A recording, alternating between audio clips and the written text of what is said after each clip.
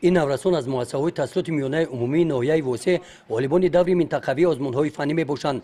دوری ناحیوی آزمون که نیمه دوم ماه اکتبر در مرکز ناحیه دایر گردید، از شرف و ذوق بلند نوسان معین میگردد که هر یک خواهش گرفتن راحت به دوری ولایتی آزمون را دارند.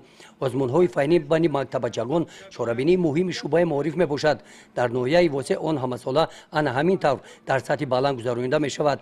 در آغاز مدیر شعبه معارف ناحیه اشتراکچیان آزمون‌های فنی را به دوری ناحیوی تبریک نموده قید نمودند که امسال باوری هست که خوانندگان ناحیه در آزمون‌های فنی ولایتی و جمهوریوی اشتراک نموده به نتیجه‌های خوب نائل می‌گردند.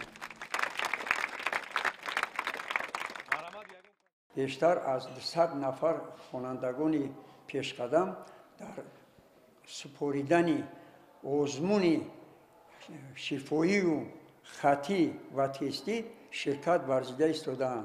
خرسندی‌آور است که امروز خوانندگان ما بسیار با تیاری پخته از منطقه ها را خود گرفتند و باوری داریم که در دوره جنبستی ناحیوی هم خوانندگان به جایهای بهترین سزاوار می‌گردند. ما آموزگاران کوشش به خرج می‌دهیم که همه شاگردان ما نه فقط در ناحیه بلکه در ولایت و حتی در جمهوری جای بهترین را اشغال نمایند.